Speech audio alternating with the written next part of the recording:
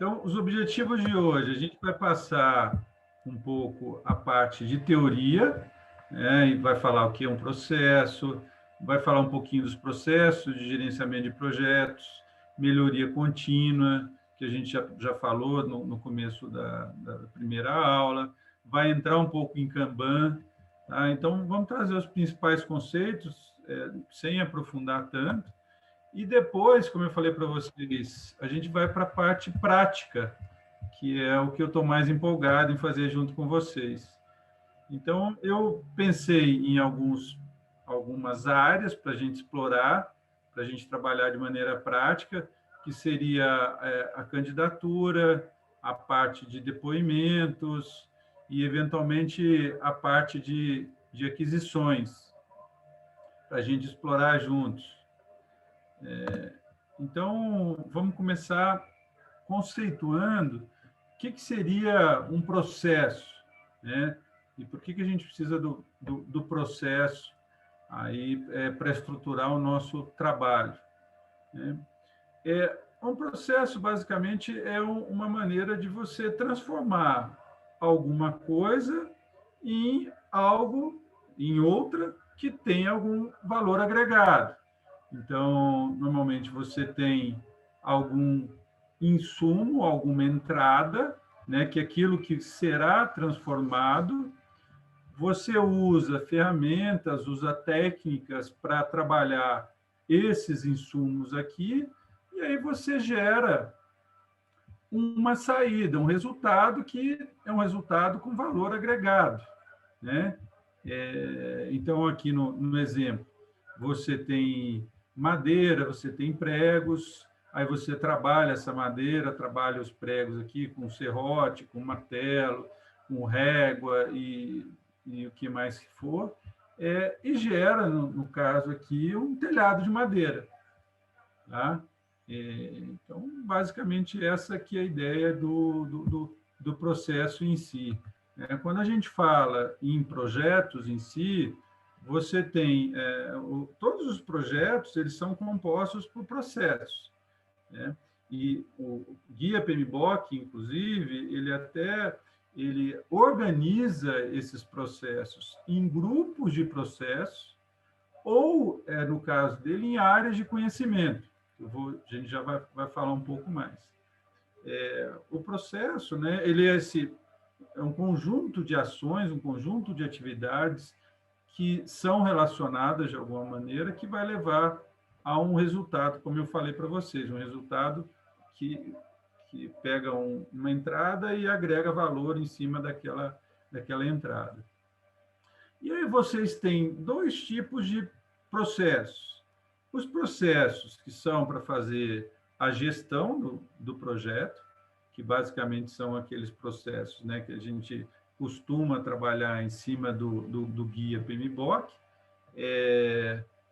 que é dividido nas áreas de conhecimento, nos grupos de processo, eu vou falar um pouquinho mais para vocês, mas vocês têm aqueles processos que é voltado para o produto. No caso de vocês, por exemplo, recolocação, a candidatura a uma vaga não deixa de ser um processo, que a gente precisa estudar esse processo, quais são as ferramentas e técnicas que a gente vai usar para fazer a candidatura de uma maneira mais efetiva, quais são os sites que a gente vai usar, quais são as atividades. Então, tudo isso é voltado para o produto, no caso de vocês aqui, a recolocação. Então, vocês sempre é dividido, né, em processos que você vai trabalhar na gestão do seu projeto, e, a princípio, esses processos, independente do seu projeto, eles ocorrem em todos os projetos, né? Então, são projetos, por isso que existe, né, o Guia PMBOK, as melhores práticas do Guia PMBOK, e o próprio guia do Scrum. Quer dizer, tudo que é colocado dentro do guia Scrum não deixa de ser a parte de processos relacionados. Quando a gente fala, por exemplo, dos eventos, tá? Tem as entradas que são utilizadas, a gente pode explorar um pouco mais. E tem, né, os processos orientados aos produtos, que é o que eu quero explorar com vocês hoje. Tá? Então, falando do guia PMBOK, que eu quase não falei dentro do curso, deixei para falar aqui na última aula do guia PMBOK. A gente tem os processos que são organizados ou por grupo de processo ou por área de conhecimento. As áreas de conhecimento do guia PMBOK, ela representa um conjunto de conceitos, de termos, de atividades que compõem um campo profissional aqui, ou no caso, um campo de gerenciamento de projetos.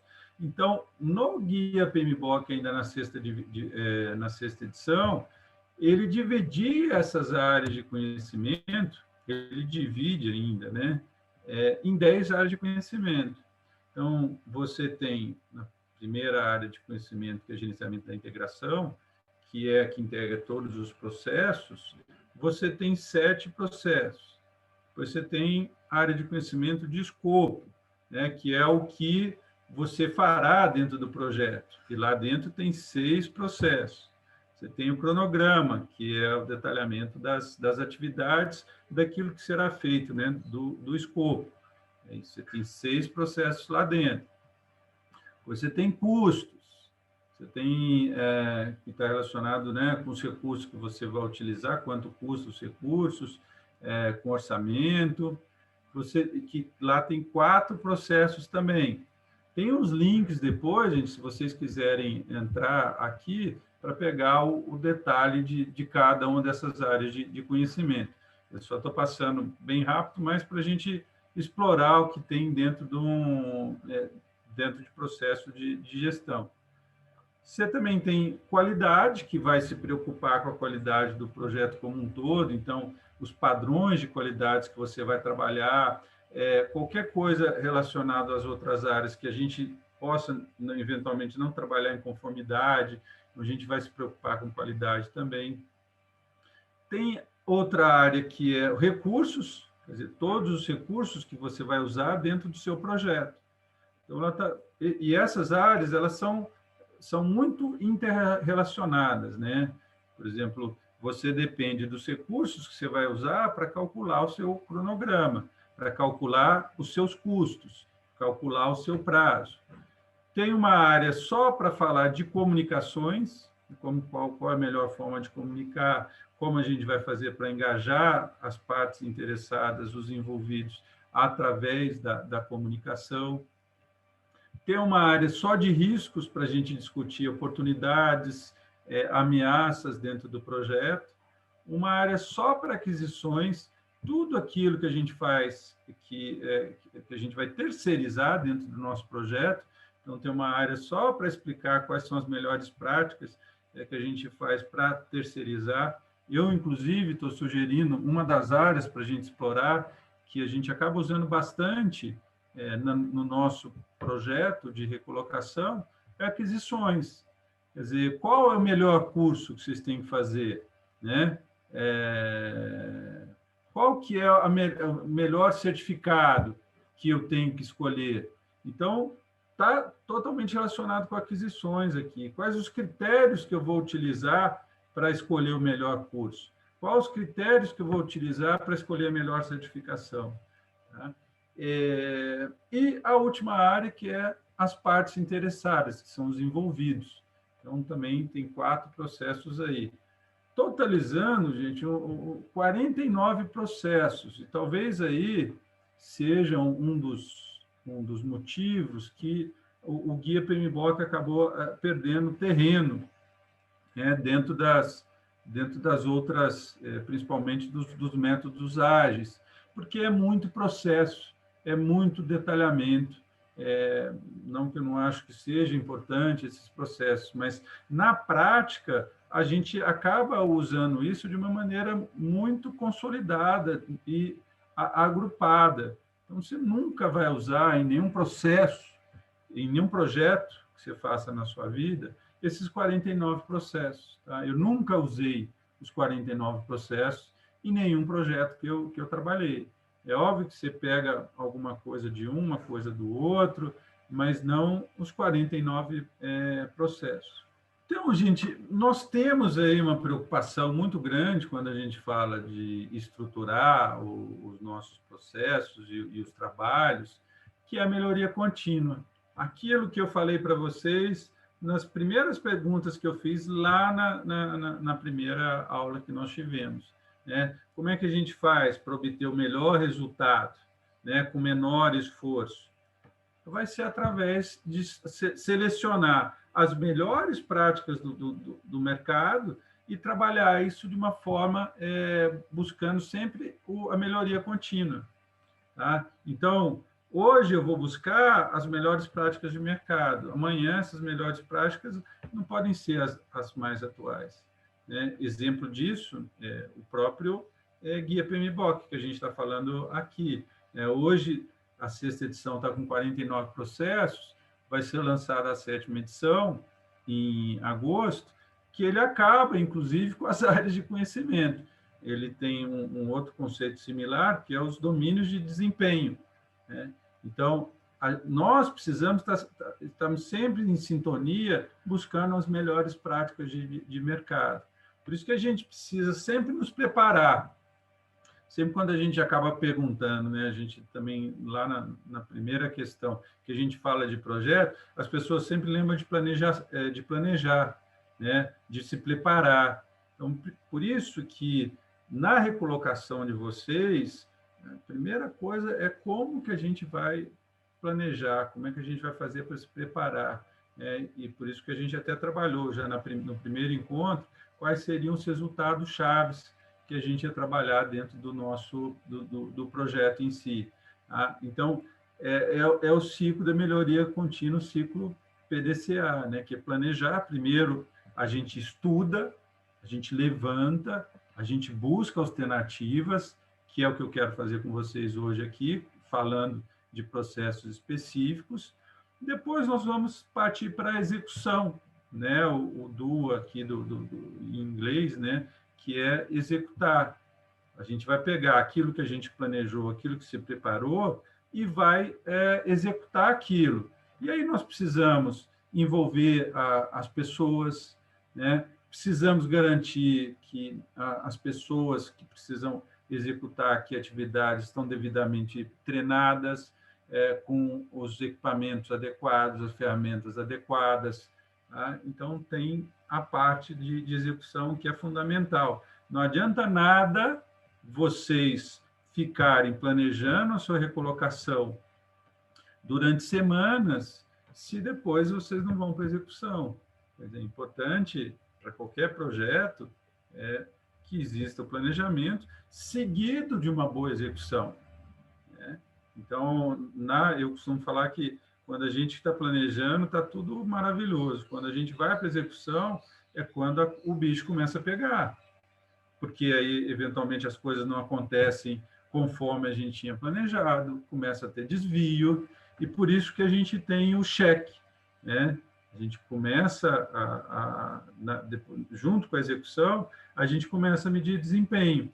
A gente começa a verificar se realmente aquilo que eu planejei e depois executei está de acordo. Eu posso ter errado no meu planejamento, posso ter feito estimativas ruins, posso ter feito escolhas ruins. Né? Aqui que a gente falou das alternativas, eu posso ter feito escolhas horríveis em relação a essas alternativas. Tá? Então, quando eu checo e eu verifico aqui, eu vou tomar a minha decisão. Tá? Eu vou para o ACT, eu vou para o agir aqui. Né? Então, se eu medir o desempenho, a coisa está acontecendo da maneira que eu esperava e eu estou tendo sucesso, maravilha, vou manter o meu ciclo. Ah, não, e vou aceitar as melhores práticas, tudo aquilo que eu basicamente tinha planejado. Tá?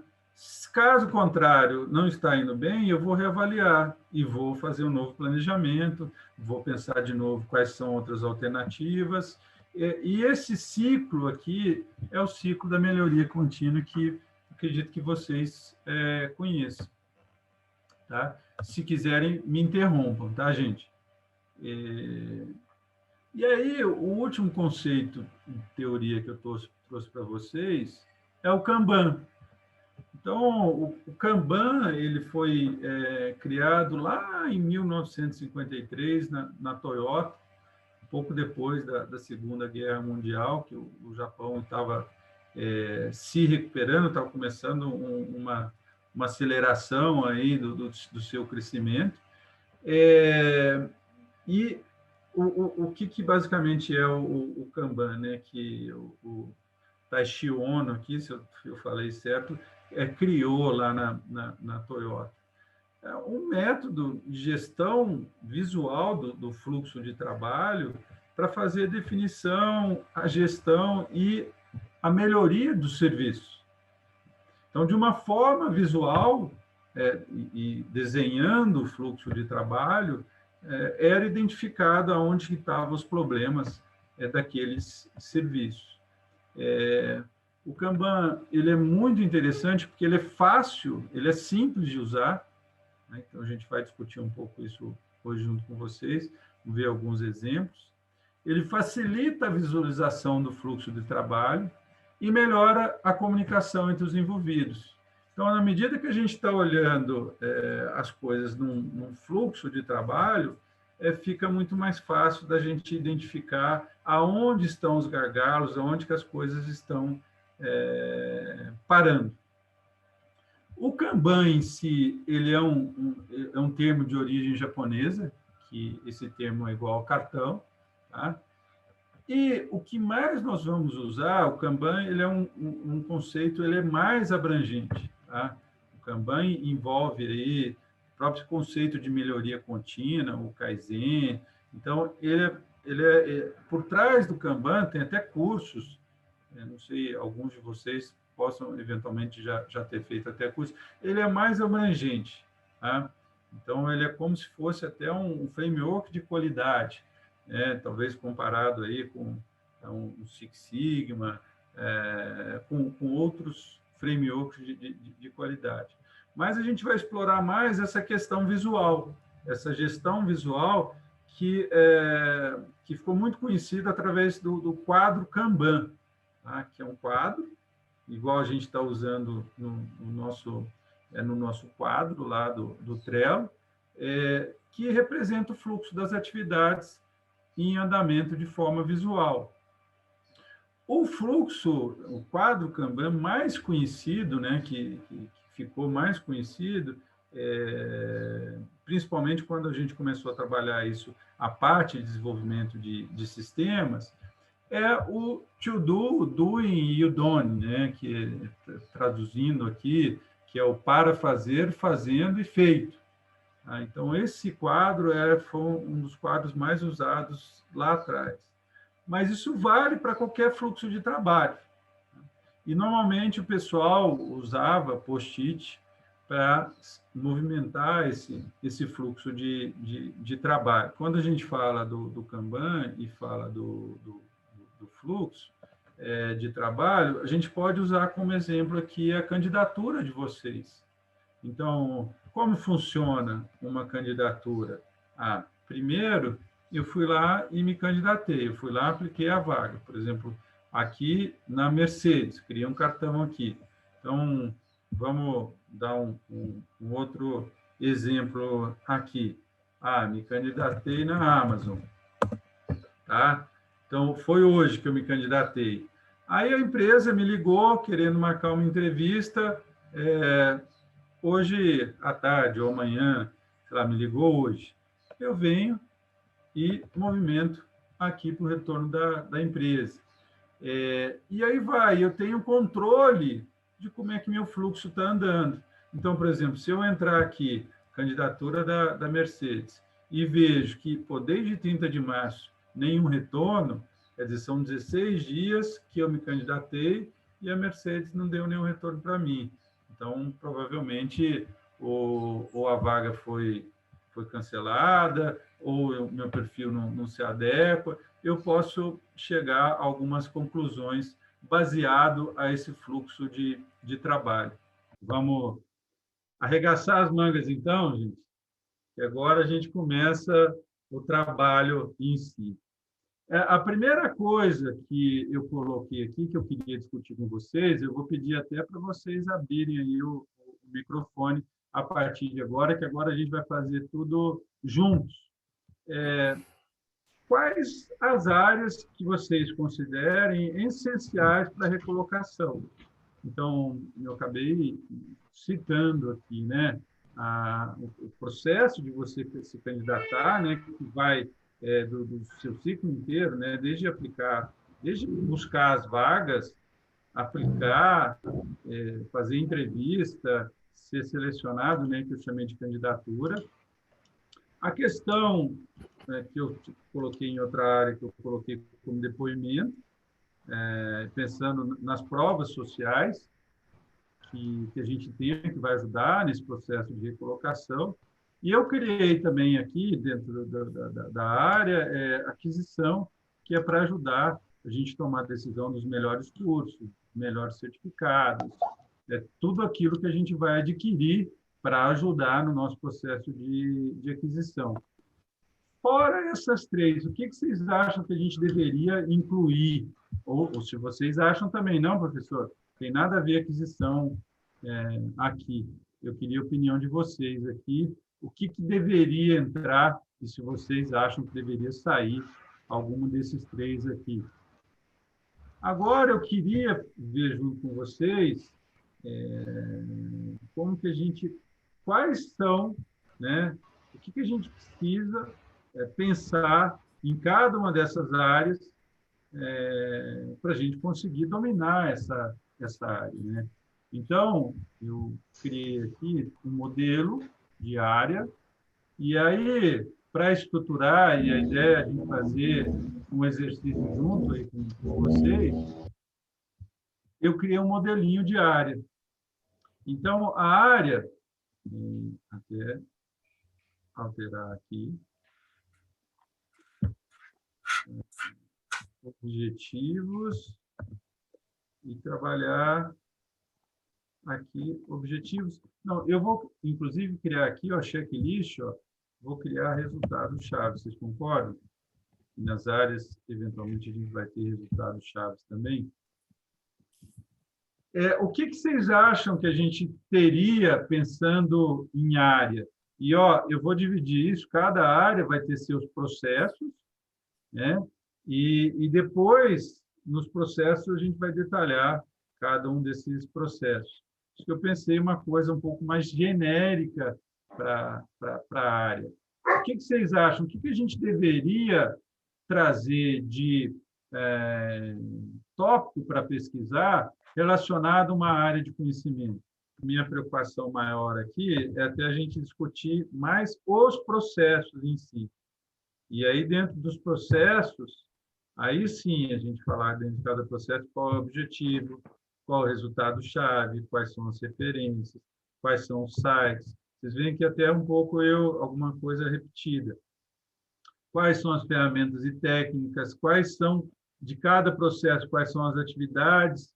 E uma coisa que é bem importante vocês começarem a trabalhar dentro desses processos, aquilo que não está tão bom agora, né? O nosso backlog.